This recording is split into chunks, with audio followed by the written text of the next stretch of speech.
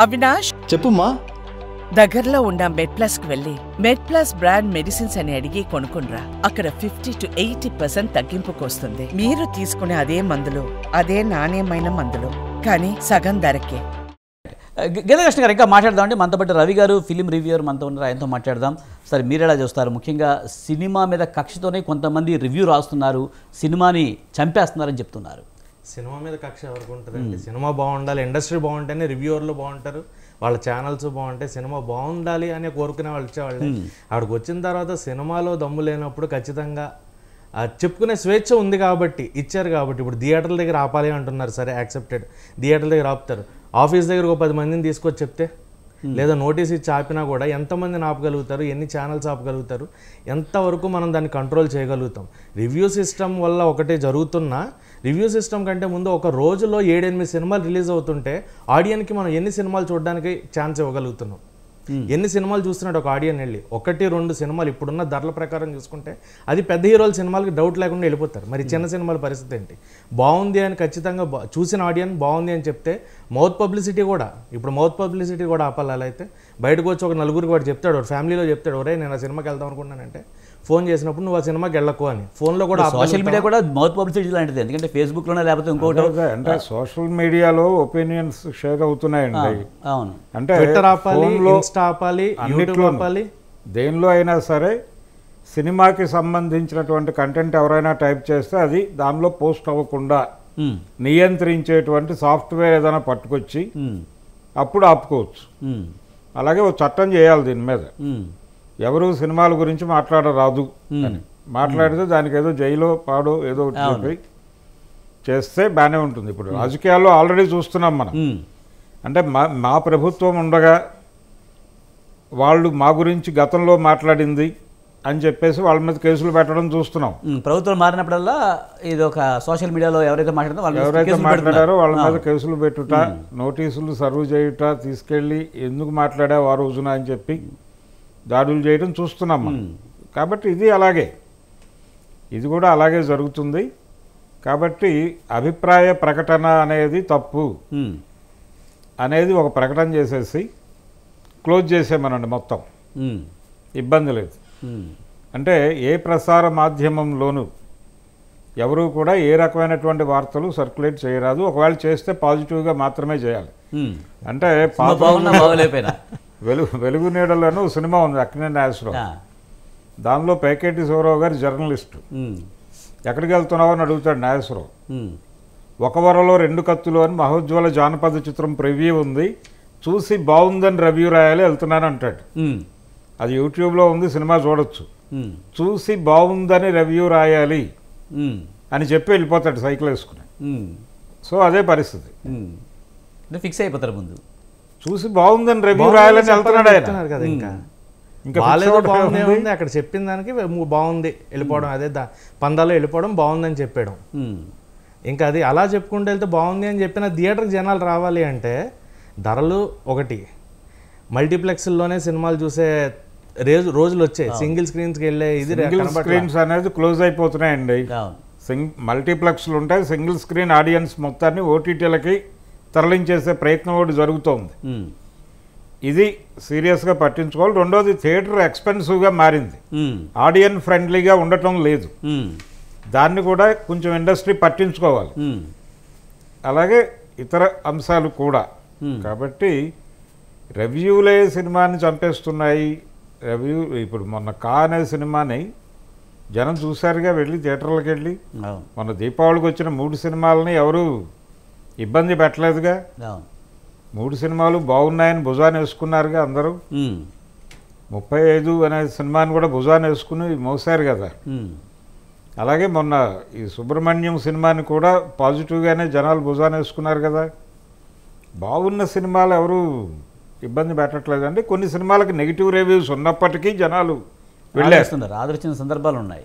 ఇప్పుడు నాని సరిపోదా శనివారం అనే సినిమా మీద కొన్ని బ్యాడ్ రివ్యూస్ వచ్చినాయి, అయినప్పటికీ సినిమా బాగానే డబ్బులు చేసుకుంది అది.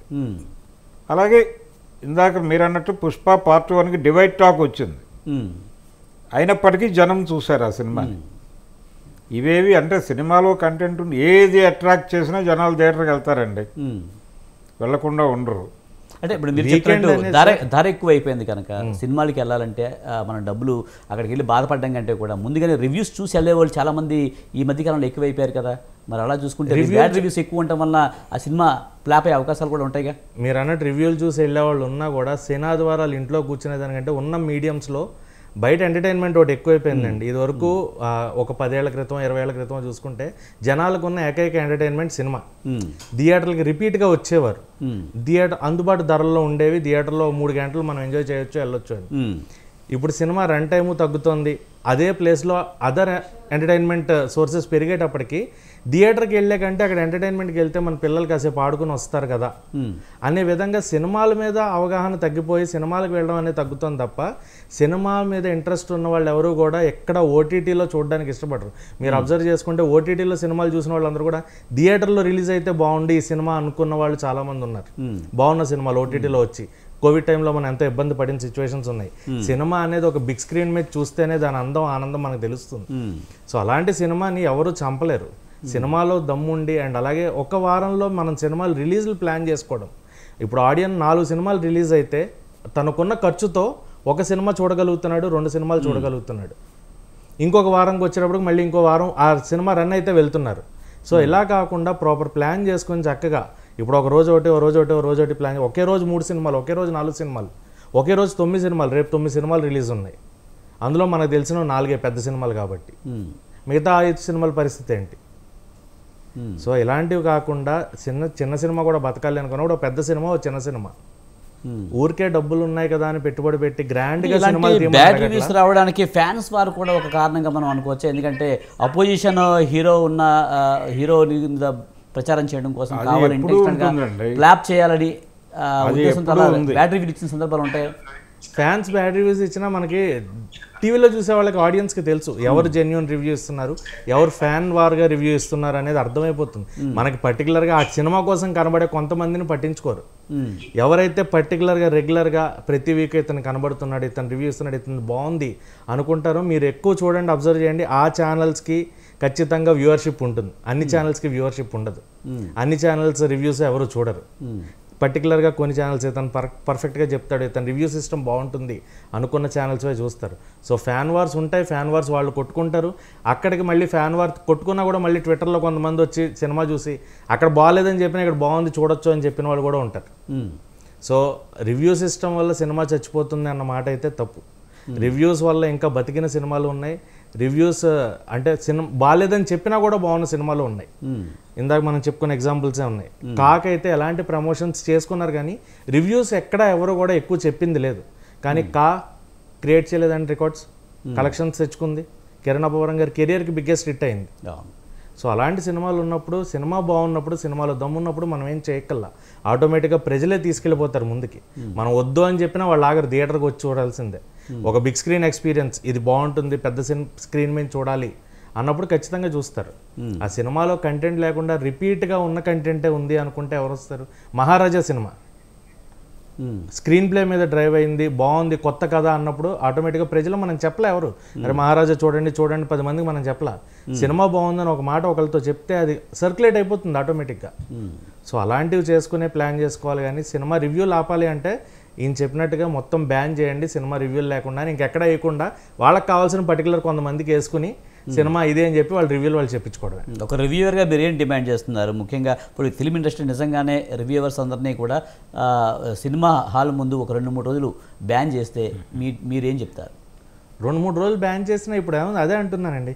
జూమ్ కాల్ ఇప్పుడు ప్రెజెంట్ ఎంత అక్కర్లా, జూమ్ కాల్లో తీసుకుని వాళ్ళు రివ్యూస్ పెట్టి లైవ్లో పెట్టేయచ్చు, యూట్యూబ్లో ఆప్షన్ ఉంది.